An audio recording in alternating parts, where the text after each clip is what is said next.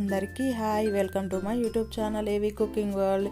ఈరోజు అయితే నేను చాలా సింపుల్గా అన్నంలోకి అలాగే రాగి ముద్దలోకి ఈజీగా చేసుకునే ఒక చట్నీని అయితే చేయబోతున్నాను. అది కూడా ఇంట్లో కూరగాయలు ఏమీ లేనప్పుడు ఇంట్లో ఉండే 3 వస్తువులతో చేసుకునే చట్నీ. ఇది చాలా సింపుల్గా చేసుకోవచ్చు, వితిన్ మినిట్స్లో రెడీ అవుతుంది. సో వీడియోని అయితే స్కిప్ చేయకుండా చూడండి. అలాగే ఇలాంటి టేస్టీ అండ్ ఈజీ రెసిపీస్ కోసం అయితే నా ఛానల్ ఒక్కసారి సబ్స్క్రైబ్ చేసుకోండి. సింపుల్గా ఈజీగా ఎలా చేసుకోవాలో చేసి చూపిస్తాను. ముందుగా స్టవ్ పై ప్యాన్ పెట్టి దీంట్లో అయితే నేను 1 కప్పు పల్లీలను తీసుకుంటున్నాను.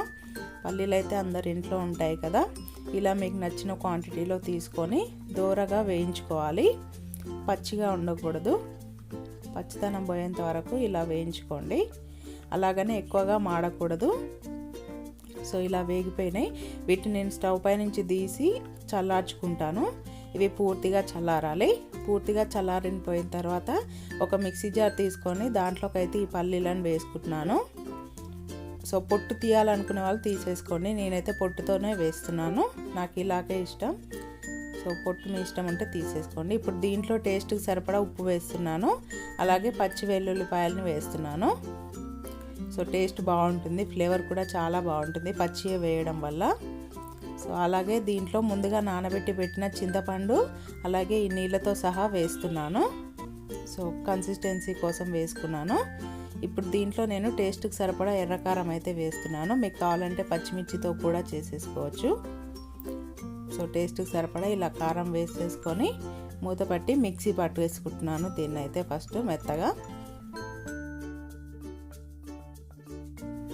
ఇలా మిక్సీ అయితే పట్టేశాను. సో కన్సిస్టెన్సీ చూసుకుంటూ వాటర్ అయితే యాడ్ చేసేసుకోవాలి దీంట్లో.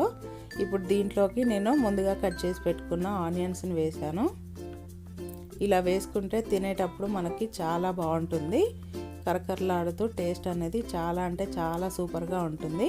ఒకసారి ఇలా వేసుకొని ట్రై చేయండి. ఇప్పుడు దీన్ని సైడ్ పెట్టేసి పోపు పెట్టేసుకుంటున్నాను. స్టవ్ పై మళ్ళీ ప్యాన్ పెట్టి ఆయిల్ వేసేసుకుంటున్నాను. ఆయిల్ వేడవగానే దీంట్లో 2 ఎండుమిర్చీలను వేసాను, అలాగే కొంచెం శనగపప్పు వేసాను, అలాగే కొన్ని ఆవాలు వేసాను. ఆవాల తర్వాత దీంట్లో కొంచెం జీలకర్రను కూడా వేసాను. వేసుకొని ఇవన్నీ వేగిపోయిన తర్వాత కొంచెం కరివేపాకును వేసాను. కరివేపాకు ఇలా చిట్టుపట్లు ఆడిన తర్వాత దీంట్లో అయితే నేను కొంచెం పసుపు వేసాను. వేసుకొని కొంచెం టేస్ట్ కోసం ఇంగువని అయితే యాడ్ చేస్తున్నాను. చేసేసుకొని పోపుని మంచిగా కాగనివ్వాలి. చూసారు కదా, పోపు అయితే అయిపోయింది. ఇప్పుడు నేను దించి ముందుగా మిక్సీ పట్టిన చట్నీలోకి అయితే దీన్ని యాడ్ చేసేసుకుంటున్నాను. సో ఇలా వేసేసుకోవడమే. ఇలా వేసేసుకొని మొత్తం కలిసేలా కలిపేసుకోవాలి. కలిపేసుకొని వేడివేడి అన్నంలోకైనా రాగి సంగట్లోకైనా ఈ చట్నీ అయితే చాలా బాగుంటుంది. ఒక్కొక్కరు ఒక్కో విధంగా చేస్తారు కదా, సో ఈ విధంగా నేను చేసిన విధంగా ఒకసారి ట్రై చేసి చూడండి. చాలా అంటే చాలా టేస్టీగా ఉంటుంది, వితిన్ మినిట్స్లోనే రెడీ అయిపోతుంది, ఎక్కువ శ్రమ అవసరం లేదు. కూరగాయలు ఏమీ లేనప్పుడు ఇలా ఒకసారి అయితే కంపల్సరీగా ట్రై చేయండి. ట్రై చేసి నాకైతే ఎలా వచ్చింది అనేది అయితే కామెంట్ చేయండి ఒక్కసారి.